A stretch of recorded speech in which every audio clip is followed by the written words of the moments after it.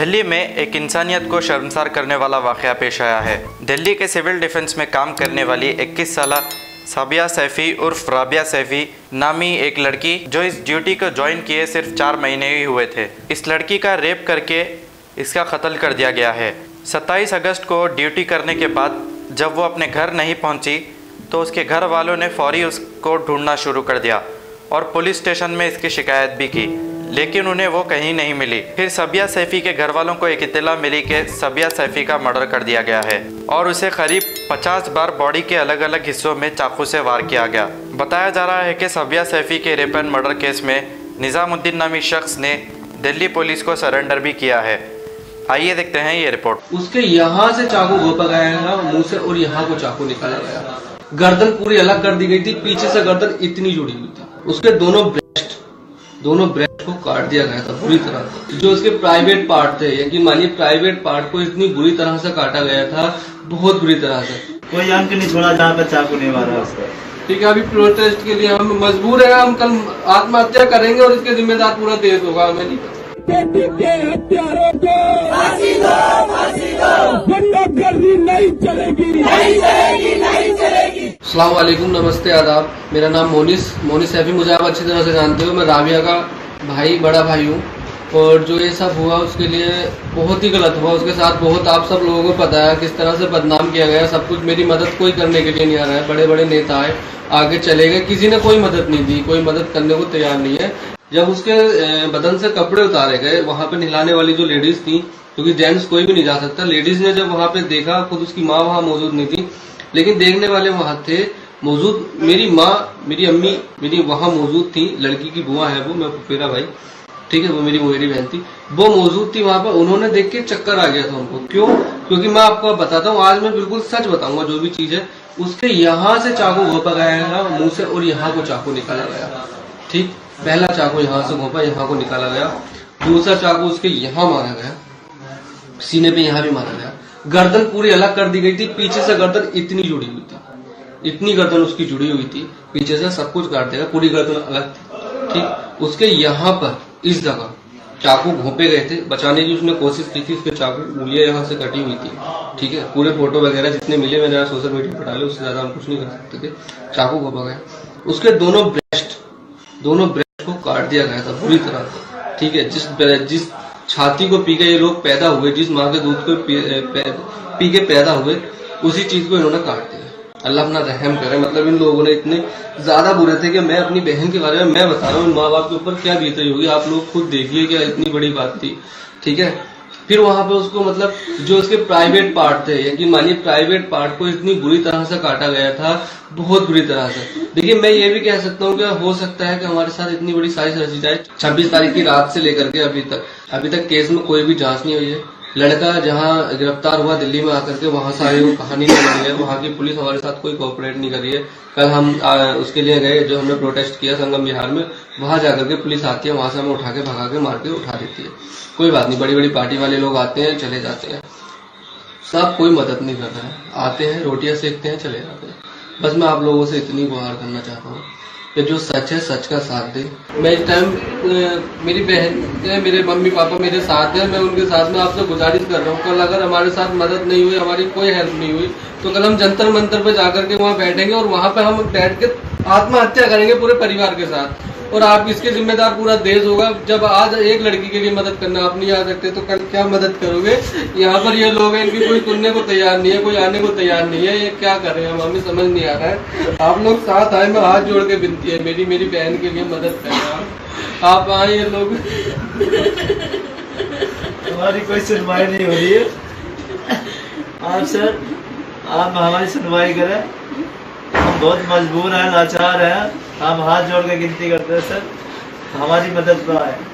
26 तारीख की रात से वो गायब थी, डीएम ऑफिस में काम करती थी। किसी डीएम ने आकर के किसी ने नहीं सुना, किसी ने पूछा नहीं। आम आदमी पार्टी भी अभी तक कोई रिस्पॉन्स नहीं दे रही है। किसी ने, कोई नेता लोग घर पे आए, आके चले गए, किसी ने कोई नहीं पूछा।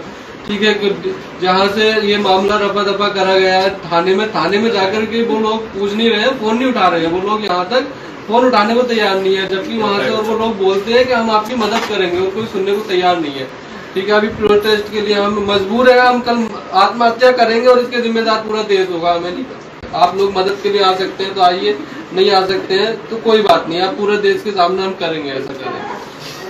अब जो बोलना है बोल दो, आप बेटी के लिए जो बोल सकते हो बोलो। हमें न्याय चाहिए, हमें फांसी चाहिए उसको, इस दरिंदे को फांसी चाहिए। जिस तरीके 50 चाकू शरीर के अंदर डाल रखे हैं, कोई अंक नहीं छोड़ा जहाँ पे चाकू नहीं मारा उसका।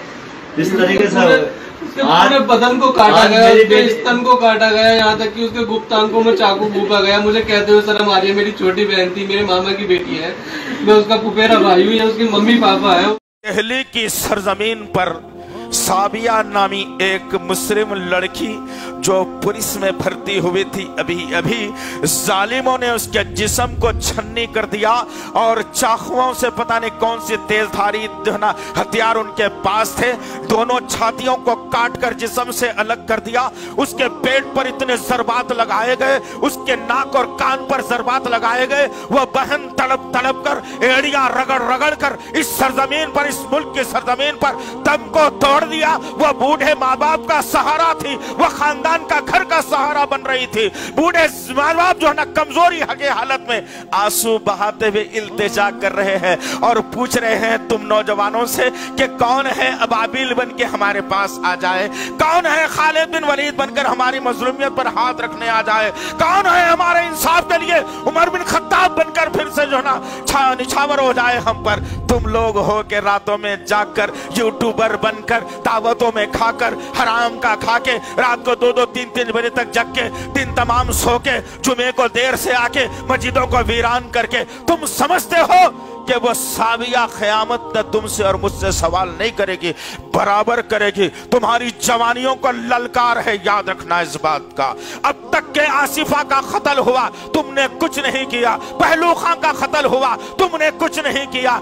आज तुम्हारे निगाहों के सामने सारा दिल्ली लरज रहा है, सारा हिंदुस्तान लरज रहा है, लेकिन हैदराबाद के नौजवान बेचारे मजलूम। मैं तो मजलूम कहने से जरा जबान को रोक लो, तुम जालिम हो। तुम ये जुमला सही है तुम्हारे लिए, तुम जालिम हो। जिस कौम के अंदर दिल के अंदर एहसास ना हो, जिस कौम के दिलों के अंदर इंसानियत ना हो, वो कौम बेहिस और मुर्दों में शामिल कर ली जाती है। और तुम्हारा आलम आज यही बना दिया गया। क्या थोड़ी देर के लिए क्या जाता है तुम्हारा? 2-2 घंटे तक यूट्यूब देखते हो, कुछ नहीं जाता। 4-4 घंटे तक फेसबुक खंगाल देते हो, कुछ नहीं जाता। व्हाट्सएप पर इधर उधर की चैटिंग करते हुए तुम्हारा कुछ नहीं जाता। अगर उस बहन के बारे में लिख दिया हर नौजवान, एक 20 करोड़ लोग सारे के सारे नौजवान मिलकर के लिख दिया जाए कि हम जब तक के सुकून से नहीं बैठेंगे, जब तक के कातिलों को फांसी ना हो जाए साबिया के, हर नौजवान अपने पेज से, अपने जो ना फेसबुक चैनल से या यूट्यूब के जरिए से या व्हाट्सएप के जरिए से, अगर हम पूरे हिंदुस्तान में अगर इस बात को फैला देंगे तो इंशाअल्लाह हो सकता है आने वाली जो है सलमा भी बच जाए और गीता और सीता भी बच जाए इंशाअल्लाह। अस्सलामुअलैकुम। दिल्ली में एक दिल दहला देने वाला वाक़या पेश आया है। एक मुस्लिम लड़की जिसकी उम्र 21 साल है, साबिया सैफी जिसका नाम है, पुलिस ड्यूटी ज्वाइन की 4 महीने कबल ही। वो जब 27 अगस्त को ड्यूटी करने के बाद घर वापस नहीं आती है, उनके घर वाले तलाश करते हैं, लेकिन साबिया सैफी के साथ दरिंदों ने बलात्कारी कर उसकी छातियों को काट दिया। उसके जिस्म पर 50 ज़रबात तेज दहारी हथियारों से लगाए। उस मासूमा पे इतना जुल्म किया उन दरिंदों ने।